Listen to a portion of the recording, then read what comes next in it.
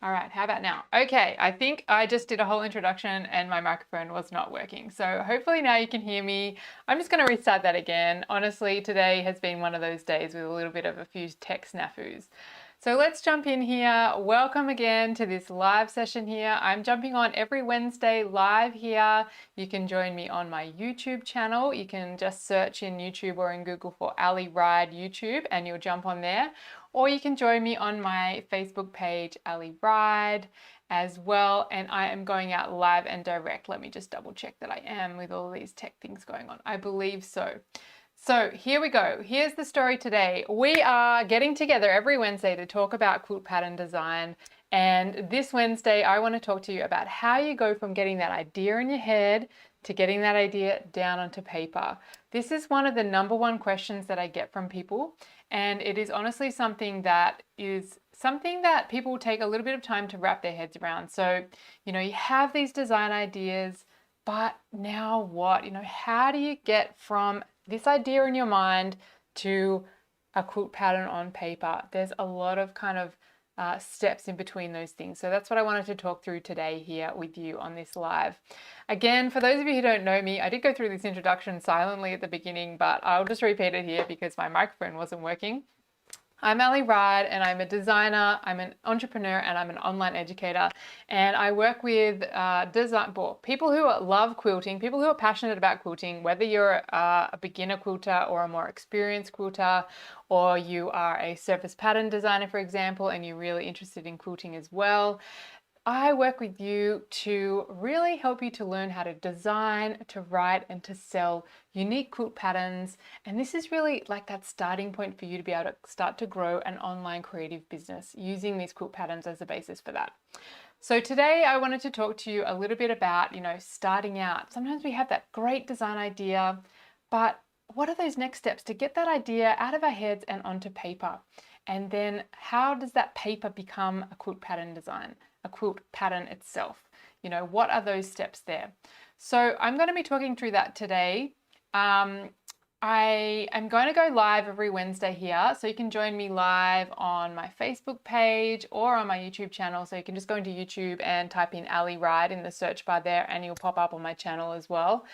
I'd love to welcome you to this part of my world online. This is somewhere where I hang out quite a lot.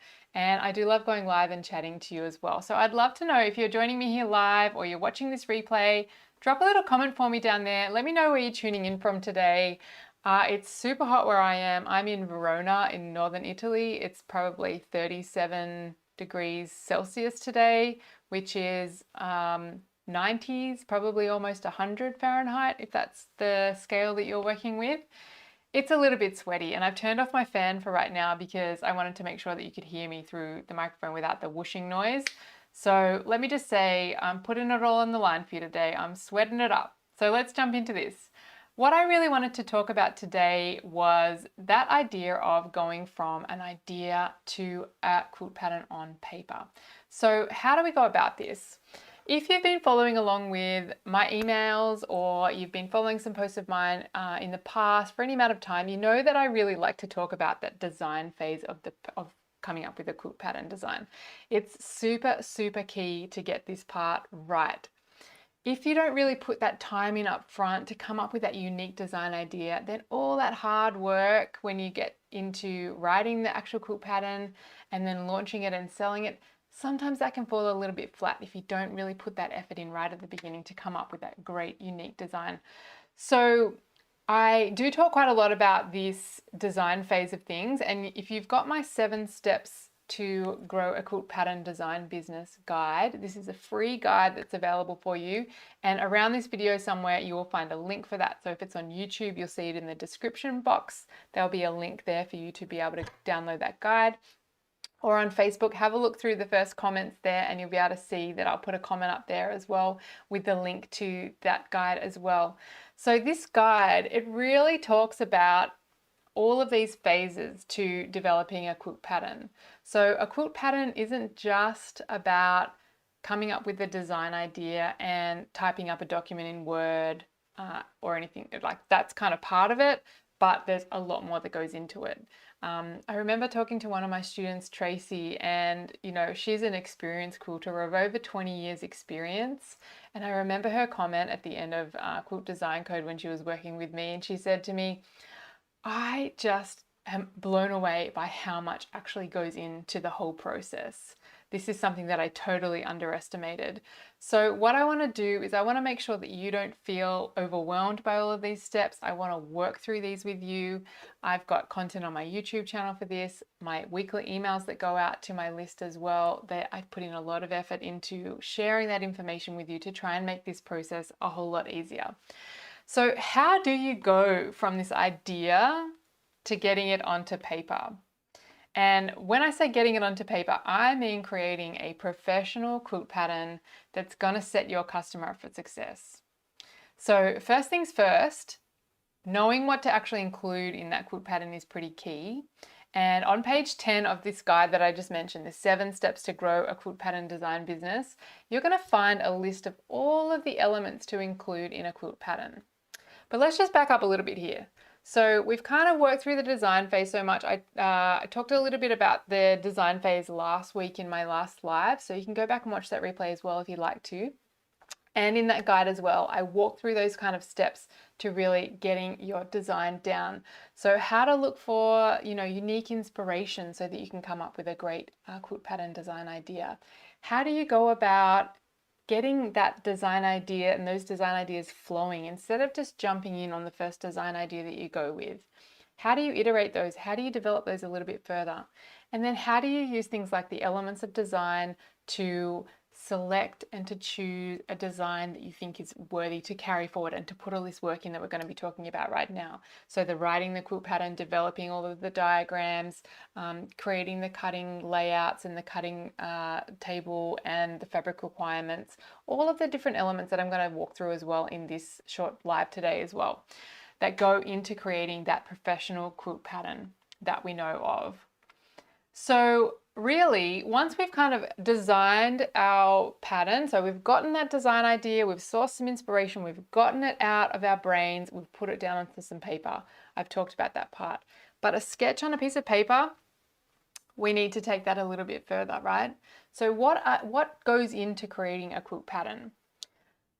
Things are kind of getting real at this stage, right? So we are thinking about taking this sketch that we've got, a piece of paper, a sketch, something that we just jotted down like a doodle, right? And we want to take it into that next phase of a quilt pattern. What we need to think about is what are those elements that go into writing a quilt pattern? And basically, once you've got these, really it's a matter of following this list of elements like a checklist and really just following that along until you can check off each of those different elements and include them in your pattern itself. So let me just have a look here over on the chat quickly to make sure everyone's here. Hi, Anne, welcome. I know it's hot in your part of the world as well. It's definitely hot and sweaty here today. I'm hoping for a cool change a little later on. So welcome to you. Great to see you on the call. What I'm going to be jumping in to talk about right now is walking you through those elements of a quilt pattern. So we've got our design idea, we've got a sketch down on paper, and now we need to start fleshing that out. So what do we need to know about our sketch? Well, we need to start thinking about what sort of scale we're going to be doing this at. And generally we want to try and digitize our design at some stage. So I use a program called Adobe Illustrator to do this.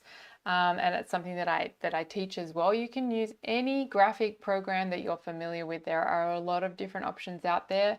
I use Adobe Illustrator because it is the industry standard for any kind of graphic design and illustration. I find it really useful. Once you kind of get the hang of the tools and things like that, it is so quick to just get your design into a digital space, tessellate out some blocks, move them around. It's so flexible. It's really, really powerful tool to use when you get to digitizing your design. And once you have that kind of design idea fixed and you know what it is that you're going with, that's when you want to start building out this quilt pattern. So if you have a look in the 7 steps guide, and like I mentioned, if you haven't got your copy of that yet, you'll find a link to that around this video somewhere so you can download your copy. you are going to be following pretty much this like a checklist. And on page 10, there's a page called the elements of a quilt pattern, and we're going to be walking through those right now. So let me just see if I can do a quick screen share. Oh, hello. Bit of behind the scenes there. Let me jump to here so I can just show you that. I want to show you this screen here. Okay, so let me jump here and put you on. Okay, just going to minimize this. This is all my behind the scenes here. Elements of a quilt pattern. This is what we're looking at, okay? So we want to look at writing a cover page. This is where you're going to have an image of your quilt top. You're going to have the title of your quilt that you've come up with, your name or your logo or your business name if you've got one. You probably want to include information about what level of quilt pattern you are going with as well. Are you going for a beginner quilt pattern, a confident beginner, an intermediate, or a more advanced quilter? What kind of finish sizes are included in your pattern as well? This is all information that you can include on your cover page. Then you want to take a look at the next section, which is really the pattern notes. Here you want to include a little bit about things like, how do you define, how do you get into definitions? We'll look at that in a little second. So pattern notes, really what I'm thinking about here is a little bit of an introduction to the design and the story behind that design that you've come up with. So each design has a little story, right? So where did you get your inspiration from? What's the story behind the pattern? Who have you gifted this before to in the past, and what kind of joy has come out of this? It's a little bit of a story about you, maybe a little bit of a story about your design journey with this pattern as well. And it really helps people to connect with that design that you have made and give them a little bit of a personal feel. And then we kind of move into that more kind of technical definition stage where we're talking about what the seam allowance is. And generally we use a 1/4 inch seam allowance in quilting. So you might specify that there. Or you might specify a different seam allowance, like a scant 1/4 inch seam allowance if that's part of the pattern that you're designing. You want to outlay what the assumed fabric sizes are. So what your width of fabric is it 42 inches? Are you assuming 44 inches? Are you working with wider fabrics in your part of the world? It depends on where you are. You might want to be also including definitions of abbreviations that you'll use in your quilt pattern. So RST, right sides together, or WST, wrong sides together, or HST, half square triangles, so that whoever picks up your pattern, it's really clear to them what they are going to be talking about, what you're talking about in your pattern, so they know exactly what to follow and what directions to do. Then we're moving into the fabric requirements, and this is really where we're talking about getting the table set up that you're going to calculate based on the size of your block and how you've laid out your block or your quilt top if it's not a block-based design. You want to be calculating what those fabric requirements are, and that's a little bit detailed to go into right now in this video. So I'm just going to kind of talk about what would go into those fabric requirements. You want to list per quilt size. So maybe you're using a baby, a throw, and a queen size. You want to list per quilt size the fabric requirements for each of the different colors that go in your quilt pattern. So the colors or the patterns or the prints that you're using in your quilt pattern. And then you want to give people a very detailed set of cutting directions so that they know exactly for each different size of quilt, for each different fabric that they're using, what they need to cut. So that's where, you're really giving them a lot of detail, saying, cut 5 2.5 inch by 2.5 inch squares for fabric A, for fabric B, for fabric C, whatever they are. That's really where you're getting into the nitty-gritty of how to cut out the piecing for your fabric, for your quilt pattern. Then the next section of the quilt pattern, really we get into the block assembly. So then you're creating a lot of diagrams. You're creating these diagrams that are going to help people to put the pieces that they've cut out back together again into the block, if you're talking about a block-based design, or if it's a row base or it's a kind of a medallion-based quilt, you would give directions on how to construct these elements that are then going to be made into the next step, which is the quilt assembly, where you're assembling all of the bigger elements. Say, for example, if it's a block base, you're talking about how to assemble those blocks together, what order they go in, how to build the rows, how to add the rows together to create the overall quilt top itself. And then generally you also want to include something to help people really finish off the quilt. You want to help them by creating some finishing instructions and really allowing them to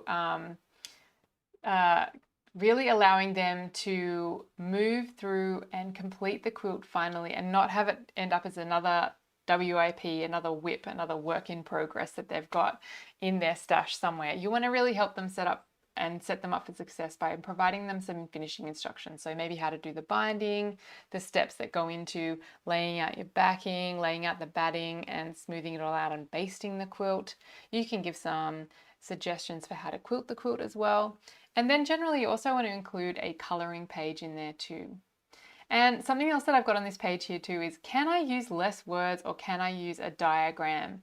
And this is something that I come back to all of the time. If you think about, IKEA construction diagrams, the booklets that you get when you buy a piece of IKEA furniture. And if you've never bought IKEA furniture, have a look at these online, because they are masterpieces of how to describe construction without any words at all.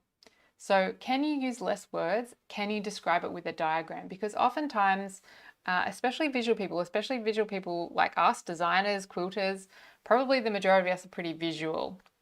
So seeing how something goes together in a diagram is often a lot easier than trying to read a very long paragraph of instructions. A picture is worth 1,000 words, right? So can you use less words and create a diagram from it? So that's really the elements that go into creating this quilt pattern. And let me get back to you now here on the screen.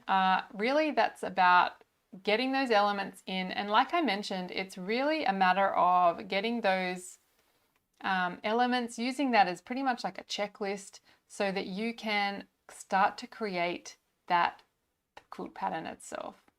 Really getting stuck into the details of each of these things, it means that you're really moving from that dreaming and idea phase into that doing and writing phase of becoming a quilt pattern designer. I mean, look at you go. This is amazing, right? Things are getting really real. You've got stuff down on paper. You have got a checklist here that's included in this guide. You've got a checklist. Okay, these are the things that I need to prepare. These are the things that I need to get ready. These are the things that go into a professional quilt pattern. You're taking that big step towards building purpose with your passion, right? Your passion for quilting, you're building something from that. I like to think about all the kind of women that I work with who probably started out quilting as a kind of a hobby, but deep down inside them all, there was that kind of an itch that needed to be scratched, right? And drop me a comment here if this resonates with you. Yes, it's wonderful to work with our fabric. Yes, it's wonderful to quilt for the pleasure of quilting. But sometimes we're looking for something else, like what else is there? What more can I get out of this hobby as well? At least that's how I kind of got into this quilt pattern writing phase, right? It was moving away from just sewing for sewing's sake and creating that kind of a purpose with my passion.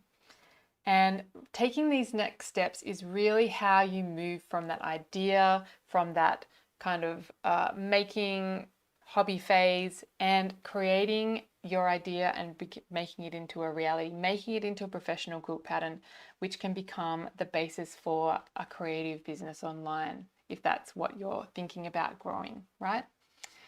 The thing that I really hear from a lot of people is, I don't know where to start. Where do you start? Well, these steps here that I'm talking about, these are the steps. The 7 steps guide that I've linking here on this video, the one that I've been talking about, the 7 steps to grow your quilt pattern design business.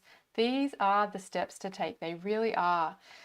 These are the elements to include in your quilt pattern. You're taking those next steps with your quilt design, and you're taking it from an idea, you're getting it onto paper, you're creating that professional quilt pattern, making this a reality. This is where you start. Design, write, and then sell your quilt pattern. I wanted to talk to you a little bit about Alison as well. Alison's one of my students, and she is super, super inspiring.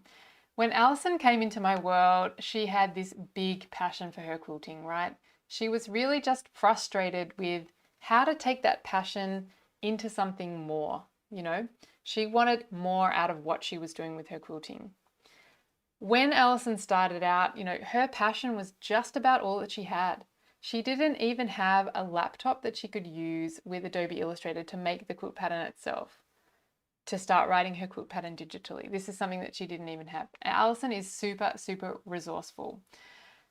She is super, super determined, and this resourcefulness and her drive and her determination, that's really what has driven her from someone who had a passion for quilting to a woman on a mission to build her own quilt pattern design business.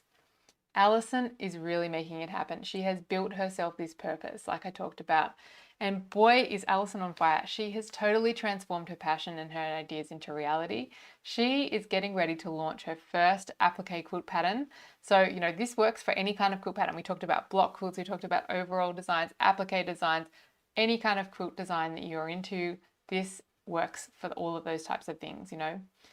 And I like to think, you know, if Alison, who started out without even a laptop, can make this happen, then what is possible for you? Just think about it for a minute. It's pretty exciting. Like, I get excited just thinking about it, all of the possibilities that are out there for you as a quilter who wants to start growing something more from your quilting and start to bring that passion, that purpose to your passion, you know. Super exciting. Getting chills just talking about it. All right, so far I've talked a little bit about that design phase for you, and we're kind of in that write phase now, the writing phase of creating this professional quilt pattern. And I'm going to be back on live again next week, and I want to talk to you a little bit more about the next step, which is really the selling phase as well.